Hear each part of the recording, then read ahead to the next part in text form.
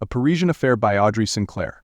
The early morning sun painted the Seine in hues of gold, the water mirroring the skies above with an almost magical clarity. Simone Leclerc adjusted her scarf against the cool breeze as she stepped out of her tiny apartment in Montmartre. A painter by trade and dreamer by nature, Simone had spent the past years sketching the intricate dance of Parisian life, from the vibrant markets to the quiet solitude of bookshops along Rue de Rivoli. Simone's mornings were ritualistic. Her apartment, a modest attic studio, was a haven of creativity. Canvases leaned against every wall, some unfinished, others vibrant with life. The scent of oil paints and freshly brewed coffee filled the air.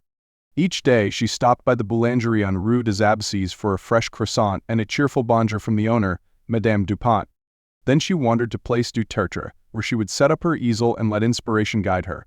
Her life, though modest, was a tapestry of beauty and rhythm. It was on one such morning that Simone's life took an unexpected turn. Across the square, a young man with a leather satchel slung over his shoulder paused to observe the bustling artists. He was tall and slightly disheveled, with dark curls that seemed perpetually windblown. His name was Julien Bernard, a historian who had returned to Paris after years of studying abroad. His focus was the Romantic period of France, and his eyes seemed attuned to the poetry of the city's streets. Julien's gaze lingered on Simone as she worked. She was sketching the silhouette of the Sacre Coeur against the morning light. The delicate focus on her face struck him as both serene and compelling. Summoning his courage, Julien approached her with a warm but tentative smile. "Excusez-moi, mademoiselle. Is this spot taken?" he asked, pointing to the bench beside her setup. Simone looked up, momentarily startled. "Oh no, please," she replied, brushing a stray lock of hair from her face. "Feel free."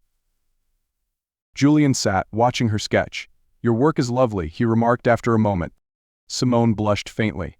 "Mercy, it's just a study for now." "A study worth keeping?" Julien said, his tone genuine. "Do you sell your art?" "Sometimes," Simone admitted.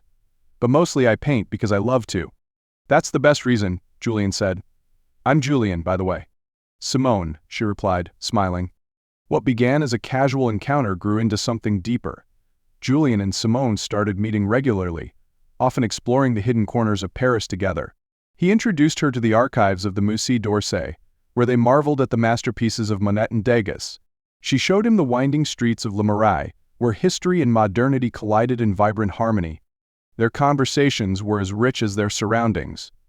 Julien shared his fascination with Paris's history, while Simone spoke of her dreams to hold an exhibition of her own work. Despite their differences, they found common ground in their shared appreciation for the city and its stories. One rainy afternoon, they found themselves seeking refuge in a quaint café near Saint-Germain-des-Prés. As they sipped coffee and watched the rain streak the windows, Julien pulled a small notebook from his satchel.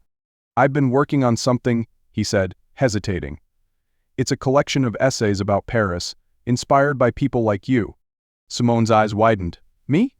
"Yes," Julien said. "You embody the spirit of this city, creative, resilient, and endlessly inspiring." Simone's cheeks flushed, but she met his gaze. "That's the most beautiful thing anyone has ever said to me." Their bond deepened over the following weeks. Julien delighted in showing Simone the historic spots that fed his soul, the Pantheon, where they reflected on the literary greats of France, and the quiet gardens of the Musée Rodin. Simone, in turn, invited Julien into her creative world. One afternoon, she sketched a quick portrait of him, capturing his thoughtful expression. Yet, as the season turned to winter, a shadow loomed over their happiness. Julien revealed that his work might take him to London for several months, a prospect that filled Simone with quiet dread. She tried to mask her fear, focusing instead on their remaining time together. One evening, as they strolled along the Seine, Simone's emotions spilled over. "Julien, what happens to us if you leave?" she asked, her voice trembling. He stopped and turned to her, his expression tender but conflicted. "I don't want to lose what we have, Simone. But this opportunity could shape my career." Simone nodded, tears welling in her eyes. "I understand. But Paris won't be the same without you." Julien cupped her face in his hands. "Then promise me something. Let's make the most of every moment we have." Simone nodded, and their embrace by the river's edge became a memory etched into her heart.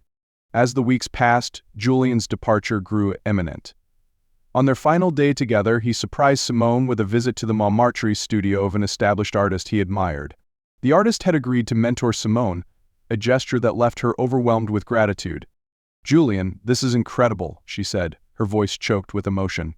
"You deserve this, Simone," he replied. "Your talent deserves to be seen." Later, as they said their goodbyes at Gare du Nord, Simone handed Julien a small canvas she had painted. It depicted the two of them walking along the Seine, their figures bathed in the golden glow of Parisian light. "Something to remember me by," she said. Julien smiled, his eyes glistening. "I'll treasure it always." Months passed, and though they exchanged letters, the distance tested their relationship. Yet Simone threw herself into her art, her work growing more confident and evocative under her mentor's guidance. Her first exhibition at a gallery in Le Marais was a resounding success, drawing praise from critics and admirers alike. One evening, as Simone celebrated with friends, she felt a familiar presence behind her.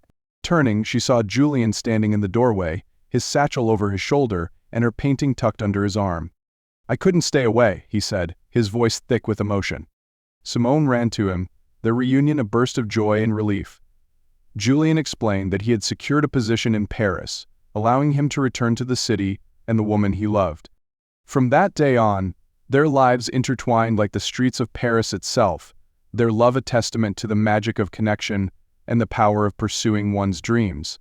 The Seine continued its timeless flow, bearing witness to their story. And though the seasons changed, the golden light of Paris remained, casting its eternal glow on two souls who had found each other in its embrace.